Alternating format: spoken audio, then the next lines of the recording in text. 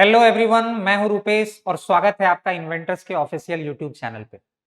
आज मैं आप लोगों के लिए एक बहुत बड़ी खुशखबरी लेकर आया हूं कि जो भी बच्चे अभी 11वीं क्लास में हैं या 12वीं क्लास में हैं और वो अपने सिलेबस को लेके परेशान हैं, तो बहुत दिनों से प्लानिंग चल रही थी कि स्टूडेंट के लिए एक वीडियो लेक्चर का कंसेप्ट लेके आया जाए।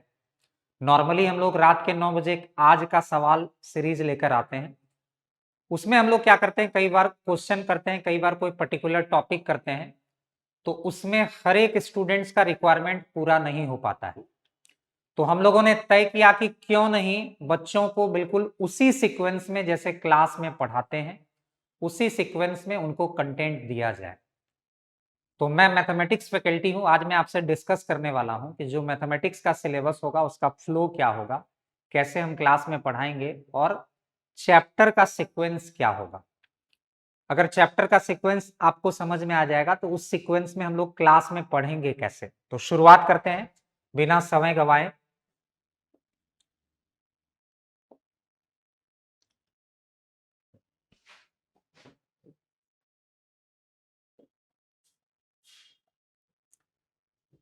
कोई बात नहीं है। क्लास 11th में जब आप 10th का बोर्ड एग्जाम पास करके ठीक क्लास 11th में आते हैं, तो क्लास 11th का सिलेबस जहां से शुरू होता है और क्लास 10th का सिलेबस जहां पे खत्म होता है, उसके बीच में एक छोटा सा गैप होता है। निश्चित तौर पे आप क्लास 10th में बहुत मेहनत किए होते हैं, बहुत अच्छी पढ़ाई आपकी हुई होती है, लेकिन अचानक से क्लास 11th में आते ही कुछ एक नए चैप्टर शुरू हो जाते हैं, उनके पढ़ने का तरीका बदल जाता है। तो जो 10th पास करके स्टूडेंट आते हैं उनको एक गैप महसूस होने लगता है। तो क्लास 11th का सिलेबस शुरू करने के पहले हम लोग यहाँ पे बच्चों को एक बेसिक मैथमेटिक्स का टॉपिक पढ़ाते हैं, जो स्टूडेंट के क्लास 10th और 11th के गैप को फिलअप कर देता है। मतलब उनको ये महसूस नहीं होता है कि वो क्लास 11th में जो चीज पढ़ने वाले हैं वो बिल्कुल नया है। नॉर्मली छोटे क्लासेस में ऐसा नहीं होता है। जैसे आप 7वीं क्लास से 8वीं क्लास में जाते हैं, तो 7th से 8th में जाने में आपको 8th का कुछ एक टॉपिक ऐसा दिखता है जो 7th से बिल्कुल मैच करता है। 9th में जाते हैं तो कुछ एक टॉपिक आपको ऐसा दिखता है जो क्लास 8 में आप ऑलरेडी पढ़े होते हैं। 10th में जब आप जाते हैं तो कुछ एक टॉपिक आपको ऐसा दिखता है जो आप क्लास 9th में पढ़े होते हैं। 11वीं क्लास में ऐसा नहीं होता है, अचानक से आपको नए नए टॉपिक्स आने लगते हैं। तो उस गैप को फिलअप करने के लिए हम लोग एक टॉपिक पढ़ते हैं जिसका नाम है बेसिक मैथमेटिक्स। Basic mathematics. इस बेसिक मैथमेटिक्स में हम लोग क्लास 10th का, क्लास 9th का और क्लास 11th का वो टॉपिक पढ़ते हैं जो गैप को तो फिलअप कर ही देता है, साथ साथ आपको आगे के मैथमेटिक्स को पढ़ने में भी हेल्प करता है। तो बेसिक मैथमेटिक्स का सीक्वेंस क्या होगा ये हम ऐसे जब आपको बेसिक मैथमेटिक्स पढ़ाना शुरू करेंगे तो वहां पे बताएंगे, लेकिन वर्बली मैं आपको एक बार बता देता हूं। जैसे नंबर सिस्टम से हम लोग शुरू करेंगे, ऑलरेडी 9th-10th में पढ़े होते हैं। नंबर सिस्टम, इनइक्वालिटी का कंसेप्ट, इनइक्वालिटी में वेविकर मेथड आ जाता है। उसके बाद फिर मॉडुलस का कंसेप्ट, इनइक्वालिटी में इरेशनल इनइक्वालिटी भी स्टूडेंट को बहुत परेशान करता है। मॉडुलस के बाद एक्सपोनेंशियल का कंसेप्ट, लॉग का कंसेप्ट, कुछ एक सेट थ्योरी का कंसेप्ट, ये सारा कुछ हम लोग बेसिक मैथमेटिक्स में डिस्कस करेंगे। जैसे ही बेसिक मैथमेटिक्स कंप्लीट हो जाएगा तो बेसिक मैथमेटिक्स के बाद हम लोग क्लास 11th का सिलेबस शुरू करेंगे और वो क्लास 11th का सिलेबस ट्रिग्नोमेट्री से हम लोग स्टार्ट करेंगे। ये है ट्रिग्नोमेट्रिक रेशियोज एंड आइडेंटिटी, जिसको हम लोग शॉर्ट में TRI भी बोलते हैं, trigonometric ratios and identity. Trigonometry आप ऑलरेडी क्लास 10th में पढ़े होते हैं, कितने ट्रिग्नोमेट्रिक रेशियोज होते हैं, साइन, कॉस, टैन, सेक, कॉसेक, कॉट, कैसे हम लोग उसको मेजर करते हैं। ट्रिग्नोमेट्रिक रेशियोज का डिफरेंट डिफरेंट क्वाड्रेंट में साइन क्या होता है, ये सारा कुछ, और उसको हम लोग रिक्वायर्ड लेवल तक लेके जाएंगे। अगला टॉपिक हमारा हो जाएगा sequence and series. Sequence and series जिसको हम लोग प्रोग्रेशन भी बोलते हैं, progression, progression. Normally class 10th में प्रोग्रेशन पढ़े होते हैं, लेकिन वहां पे आप एक ही प्रोग्रेशन पढ़ते हैं। कौन सा? अरिथमेटिक प्रोग्रेशन, जिसको हम लोग शॉर्ट में एपी बोलते हैं। यहाँ पे हम लोग क्या करने वाले हैं, arithmetic progression, geometric progression, harmonic progression, means, am GM HM, am GM HM, inequality, different types of series, तरह तरह का चीज हम लोग सीक्वेंस एंड सीरीज में डिस्कस करने वाले हैं। अगला टॉपिक हमारा होगा क्वाड्रेटिक इक्वेशन एंड एक्सप्रेशन, जिसको शॉर्ट में हम लोग QEE भी बोलते हैं, quadratic equation and expression. Normally हमने टॉपिक का सीक्वेंस ऐसा रखा है कि आपको बहुत परेशानी नहीं हो, ऑलरेडी आप ये सारा टॉपिक क्लास 10th में पढ़े होते हैं, तो जब आप यहाँ पे पढ़ेंगे तो आपको कोई दिक्कत नहीं होगी। क्वाड्रेटिक इक्वेशन क्या होता है, एक्सप्रेशन क्या होता है, इसका ग्राफ क्या होता है, मैक्सिमम मिनिमम वैल्यू कैसे निकालते हैं, ये सारा कुछ हम लोग डिस्कस करने वाले हैं क्वाड्रेटिक इक्वेशन एंड एक्सप्रेशन में। अब हम लोग आ जाएंगे कोऑर्डिनेट ज्योमेट्री पे। कोऑर्डिनेट ज्योमेट्री भी आप क्लास 10th में पढ़े होते हैं, डिस्टेंस फार्मूला, सेक्शन फार्मूला, मतलब ये टॉपिक आपके लिए बिल्कुल भी नया नहीं होता है। तो जब आप 10th के ठीक बाद इसी सीक्वेंस में टॉपिक को पढ़ते हैं तो आपको कोई परेशानी नहीं होती है। तो कोऑर्डिनेट ज्योमेट्री का सबसे पहला चैप्टर स्ट्रेट लाइन, जिसमें हम लोग पढ़ेंगे distance formula, section formula, area of triangle, locus, centres in a triangle, जिसमें आप पढ़ते हैं सरकम सेंटर, इन सेंटर, सेंट्रोइड, ऑर्थो सेंटर, क्या डेफिनेशन होता है इसका, क्या फॉर्मूला होता है, कैसे हम लोग इसको मेजर करते हैं। ठीक है, नेक्स्ट टॉपिक है सर्कल। सर्कल भी आप क्लास 10th में पढ़े होते हैं, ये अलग बात है कि उसका ज्योमेट्रिकल एस्पेक्ट आप केवल पढ़े होते हैं, कोऑर्डिनेट ज्योमेट्री नहीं, ज्योमेट्री आप पढ़े होते हैं। ठीक है, लेकिन यहाँ पे हम लोग सर्कल का study with the help of coordinate करेंगे। कोऑर्डिनेट का सेंटर, सॉरी, सर्कल का centre, radius, tangent, normal, chord of contact, pair of tangent type का चीज। सिमिलरली नेक्स्ट टॉपिक हो जाएगा हमारा पाराबोला, उसी तरह अगला टॉपिक हो जाएगा इलिप्स। इन सारे टॉपिक के बारे में ज्यादा अगर बोलेंगे तो आपको अभी समझ में नहीं आएगा, तो जब टॉपिक आपको पढ़ाएंगे तो आपको निश्चित तौर पे पता चलेगा कि ये कर्व होते क्या है। और नेक्स्ट है हाइपरबोला। ये 5 चैप्टर हम लोगों को पढ़ना है, मतलब 5 चैप्टर कोऑर्डिनेट ज्योमेट्री में पढ़ना है। शुरुआत में जो हम लोग sequence and series and quadratic equation पढ़े थे, इसके अलावा भी और भी टॉपिक्स अलजेब्रा में होते हैं, तो वो हम लोग आगे देखने वाले हैं। नेक्स्ट है बायनोमियल थ्योरम, बहुत इंपॉर्टेंट और बहुत समझने वाला टॉपिक होता है, तो हम लोग इसको डिटेल में समझेंगे। बायनोमियल थ्योरम होता क्या है, बायनोमियल वर्ड ही अपने आप में सफिशिएंट है इस बात को एक्सप्लेन करने के लिए। कैसे, बायनोमियल, बाय मतलब क्या, टू, और नोमियल मतलब क्या, टर्म। वैसा मैथमेटिकल एक्सप्रेशन जिसमें नंबर ऑफ टर्म्स 2 हो, तो हम लोग उसको कैसे एक्सपेंड करेंगे, ये सारा चीज हम लोग पढ़ने वाले हैं बायनोमियल थ्योरम में। अगला टॉपिक है परमुटेशन एंड कॉम्बिनेशन। यूं आप समझ लीजिए परमुटेशन कॉम्बिनेशन बहुत मजेदार टॉपिक होता है। कहा जाता है कि परमुटेशन एंड कॉम्बिनेशन में हम लोग गिनती करना सीखते हैं बिना गिनती किए हुए, है ना, जादुई बात, गिनती करना सीखेंगे बिना गिनती किए हुए, counting without actual counting. Counting आपको करना नहीं है और काउंटिंग करना भी है, तो बहुत मजेदार चैप्टर होता है परमुटेशन एंड कॉम्बिनेशन। शॉर्ट में हम लोग इसको P&C भी बोलते हैं, P&C, परमुटेशन एंड कॉम्बिनेशन। और अगला टॉपिक है हमारा complex number. Complex number normally बच्चा क्लास में आपको पढ़ाया जाता है रियल नंबर, हम लोग समझते हैं उसको कि रियल नंबर वो होता है जिसको हम लोग नंबर लाइन पे लोकेट कर सकते हैं। कॉम्प्लेक्स नंबर जब हम आप स्टूडेंट को पढ़ाते हैं तो उसके पहले इसको फील करवाते हैं कि आखिर कॉम्प्लेक्स नंबर की जरूरत क्यों पड़ी। मैथमेटिक्स जो है वो आप पढ़े सुने हैं ना कहावत गांव में कि आवश्यकता जो है वो आविष्कार की जननी है, तो मैथमेटिक्स जो है उसी का खोज है। जैसे जैसे मैथमेटिक्स में जरूरत पड़ते चला गया, नए नए चैप्टर्स आते चले गए। फिजिक्स में ऐसा नहीं है, फिजिक्स के बारे में कहानी आप पढ़े होते हैं, न्यूटन साहब एक बार पेड़ के नीचे बैठे हुए थे और एक सेब नीचे की ओर गिरा। ऐसा नहीं है कि वो अद्भुत घटना न्यूटन साहब के सामने पहली बार घटी, कई बार सेब नीचे गिरा होगा, पब्लिक आया होगा, खाया होगा, निकल लिया होगा, लेकिन न्यूटन साहब वो व्यक्ति थे जो इसको सोचने में लग गए कि आखिर सेब नीचे की ओर क्यों गिरा, तो पता चला कि लॉ ऑफ ग्रेविटी के चलते। तो बेसिकली ये खोज न्यूटन साहब ने किया है, लेकिन ये ताकत, ये शक्ति, ये पावर ऑलरेडी नेचर में पहले से एग्जिस्ट कर रहा था। ऐसा नहीं कि ये अद्भुत घटना न्यूटन साहब के सामने पहली बार घटी, बहुत सारे लोगों के सामने घटी होगी, लेकिन न्यूटन साहब ने इसके बारे में सोचा। मैथमेटिक्स के बारे में ऐसा नहीं है कि अचानक से हम लोग सड़क पे चल रहे थे और स्क्वायर रूट जो है वो टकरा गया, तो हम लोग घर लेके आ गए कि अरे क्या है ये, स्क्वायर रूट है। मैथमेटिक्स के बारे में ऐसा नहीं है। मैथमेटिक्स में जो कुछ भी है वो मैथमेटिशियन के खोज के आधार पर खोजा गया है।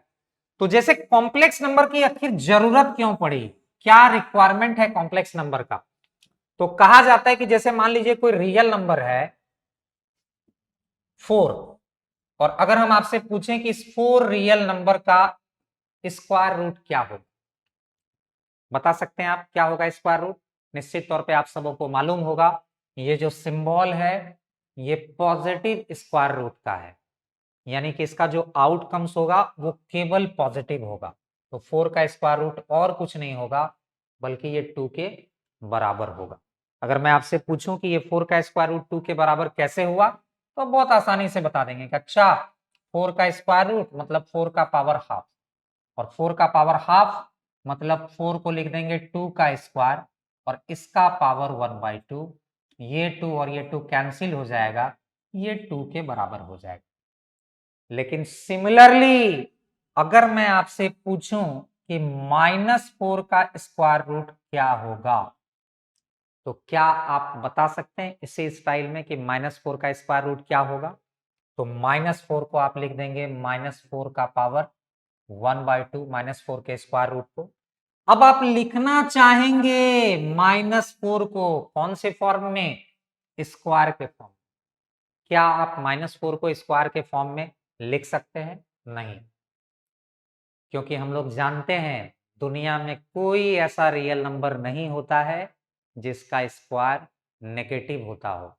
तो हम लोगों की मजबूरी है कि एक ऐसा नंबर एज्यूम करना पड़ेगा, इमेजिन करना पड़ेगा जिसका स्क्वायर नेगेटिव होता हो, और यहीं से इमेजिनरी नंबर का खोज हो गया।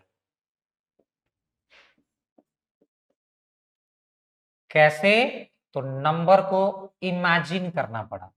इमेजिन वर्ड से ही आया इमेजिनरी। जैसे हम अभी इमेजिन कर लें कि मैं प्रधानमंत्री हूं, तो क्या ये इमेजिनेशन जो है वो रियलिस्टिक है? नहीं, ये बिल्कुल इमेजिनरी बात है। ठीक वैसे ही जब आपने कोई नंबर को इमेजिन कर लिया, उसका कोई रियल सिग्निफिकेंस नहीं है। और हमने क्या इमेजिन किया? तो एक नंबर है आयोटा, जो देखने में बिल्कुल आई जैसा होता है और इसका स्क्वायर -1 के बराबर होता है। और इसी नंबर के इमेजिन करने की वजह से एक नया चैप्टर इंट्रोड्यूस हो गया जो है कॉम्प्लेक्स नंबर। तो बेसिकली कॉम्प्लेक्स नंबर में हम लोग इमेजिनरी नंबर का स्टडी करेंगे। तो जो 11वीं क्लास के स्टूडेंट हैं उनके लिए ये आखिरी टॉपिक होगा कॉम्प्लेक्स नंबर। एक बार फिर से आपको सीक्वेंस समझा देते हैं। सबसे पहले बेसिक मैथमेटिक्स, फिर ट्रिग्नोमेट्रिक रेशियो आइडेंटिटी, फिर सीक्वेंस एंड सीरीज, फिर quadratic equation and expression,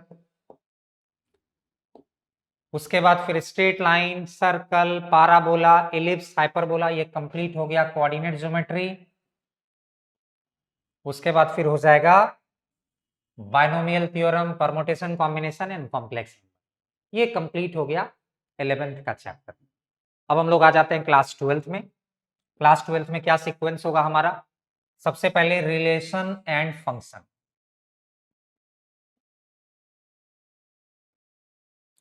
relation and function. Relation JEE main का एक टॉपिक है जो केवल जेई मेन में पूछा जाता है।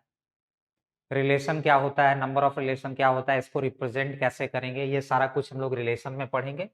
फंक्शन एक बहुत बड़ा चैप्टर है, इसको बहुत टाइम देके हम लोग आराम से पढ़ेंगे। तो रिलेशन एंड फंक्शन क्लास 12 का सबसे पहला टॉपिक जो कैलकुलस का टॉपिक माना जाता है। अगला टॉपिक है इनवर्स ट्रिग्नोमेट्रिक फंक्शन। जब हम लोग फंक्शन पढ़ लेंगे तो फंक्शन को पढ़ने के बाद ठीक हम लोग पढ़ेंगे इनवर्स ट्रिग्नोमेट्रिक फंक्शन। ऐसे ये ट्रिग्नोमेट्री का चैप्टर है। ट्रिग्नोमेट्री में बहुत सारे चैप्टर्स पढ़ने हैं, ठीक है। तो trigonometric, inverse trigonometric function. Next topic हो जाएगा limits, continuity and differentiability, short में हम लोग इसको LCD भी बोलते हैं। बहुत इंपॉर्टेंट टॉपिक, बहुत समझने वाला टॉपिक, इसको बहुत अच्छे से समझेंगे, बहुत सारा क्वेश्चन भी प्रैक्टिस करेंगे। नेक्स्ट है डिफरेंशिएशन। डिफरेंशिएशन से ऐसे जेईई मेन एडवांस में क्वेश्चन पूछने का गुंजाइश बहुत कम होता है, लेकिन कभी कभी छोटा छोटा क्वेश्चन आ भी जाता है। डिफरेंशिएशन। इसके बाद डिफरेंशिएशन के एप्लीकेशन पे एक टॉपिक है जिसको हम लोग बोलते हैं application of derivative. Application of derivatives. Application of derivatives एक बड़ा चैप्टर है और इसमें 4 छोटे छोटे सब चैप्टर्स हैं। क्या क्या? Tangent and normal.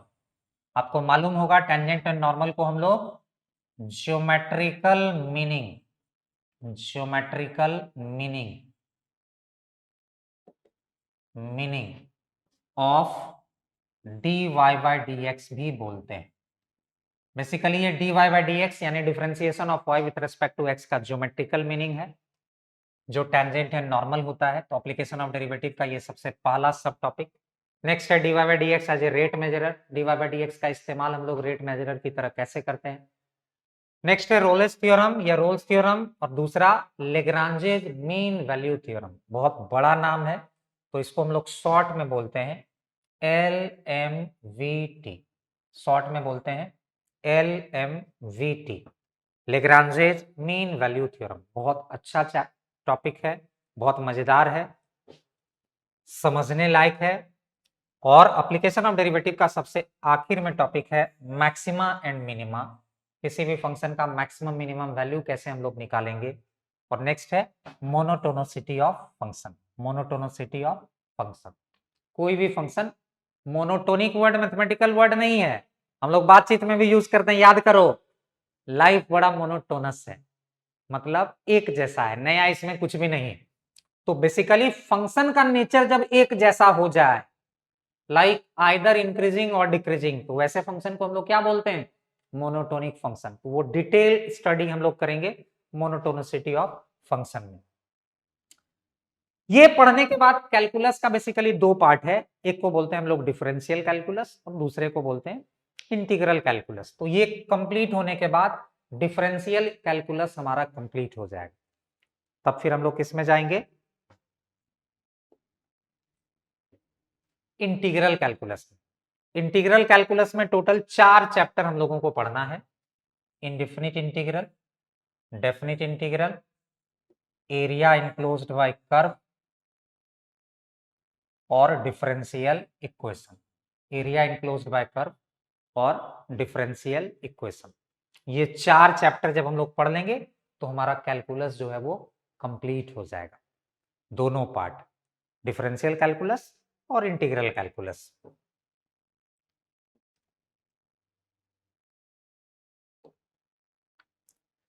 Next topic है हमारा मैट्रिसेस एंड डिटर्मिनेंट्स।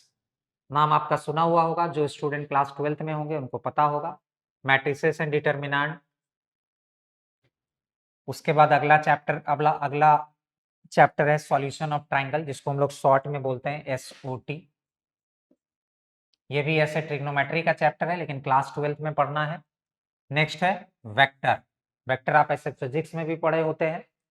फिर नेक्स्ट चैप्टर है 3D ज्योमेट्री, 3 डायमेंशनल ज्योमेट्री। आपको पता है कोई भी पॉइंट अगर प्लेन में प्लेस्ड होता है तो उसके एग्जैक्ट पोजीशन को बताने के लिए 2 कोऑर्डिनेट सफिशिएंट होता है, लेकिन अगर कोई पॉइंट स्पेस में प्लेस्ड होता है तो उसको लोकेट करने के लिए 2D ज्योमेट्री सफिशिएंट नहीं होता है। तो वैसे सिचुएशन में हम लोगों को 3D ज्योमेट्री इंट्रोड्यूस करना होता है, 3 डायमेंशनल कोऑर्डिनेट ज्योमेट्री, जिसमें टोटल नंबर ऑफ एक्सिस 3 हो जाएंगे, 2 हॉरिजॉन्टल होगा, 1 वर्टिकल होगा, जिसको हम लोग नॉर्मली X, Y और Z एक्सिस से रिप्रेजेंट करते हैं। अगला टॉपिक हो जाएगा प्रोबेबिलिटी। प्रोबेबिलिटी भी आप क्लास 10th में पढ़े होते हैं।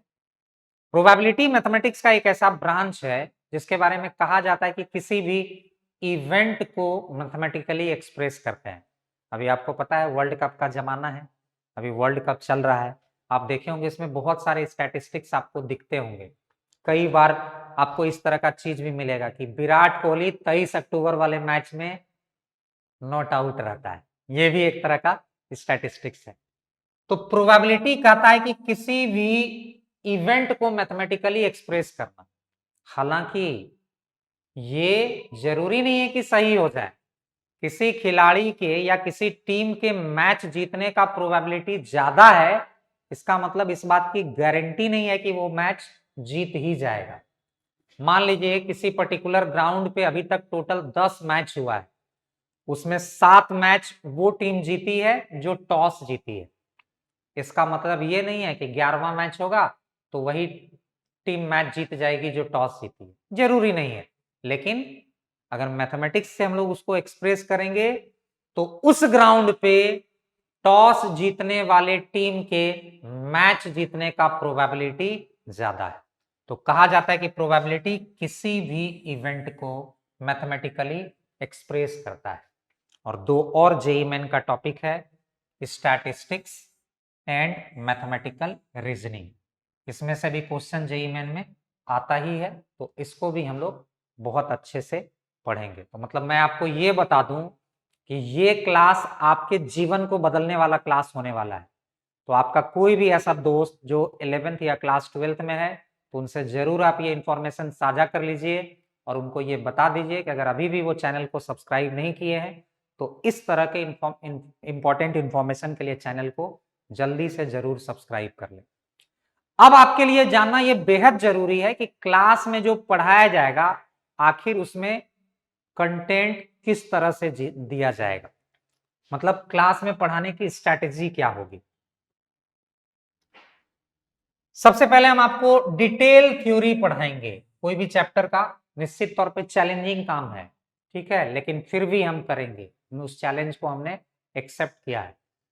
डिटेल थ्योरी पढ़ाएंगे, ठीक है। उस थ्योरी को समझने के लिए उस पर सफिशिएंट प्रॉब्लम्स करवाएंगे जिससे कि आपको वो थ्योरी अच्छे से समझ में आ जाए। प्रॉब्लम्स टू अंडरस्टैंड थ्योरी मतलब थ्योरी को समझने के लिए उस पर बेस्ड कुछ एक एग्जाम्पल। और जब आप ये दोनों काम अच्छे से किए रहेंगे तो आपको डीपीपी दिया जाएगा, daily practice problem, PDF form में दिया जाएगा। आप उसको घर पे अटेम्प्ट करेंगे, अगर कोई डाउट होगा उसमें तो आप वो पूछेंगे। जब ये कार्यक्रम हो जाएगा फिर हम लोग क्या करेंगे, प्रीवियस ईयर क्वेश्चन, किसका, मेंस का भी और एडवांस का भी, जिसको आप शॉर्ट में बोलते हैं पीवाईक्यू। क्वेश्चन बैंक आप लेटेस्ट अपडेटेड जरूर सब लोग रखिएगा। जेईई मेन और एडवांस में चैप्टर वाइज किस तरह के क्वेश्चन पूछे जाते हैं आप अटेम्प्ट करिएगा। और सबसे अंत में आपको असाइनमेंट दिया जाएगा जो बेस्ड होगा सम एक्सेप्शनल, ऐसा कॉमन क्वेश्चन नहीं जो कहीं भी दिख रहा है, कुछ एक एक्सेप्शनल क्वेश्चंस और कुछ एक चैलेंजिंग क्वेश्चन। अगर इतना काम आप कर लेंगे तो आपको लगता है कि आपका रिजल्ट नहीं आएगा, तो आपके लिए उम्मीद करते हैं कि आप में से सारे स्टूडेंट इसका ज्यादा से ज्यादा लाभ उठाएंगे।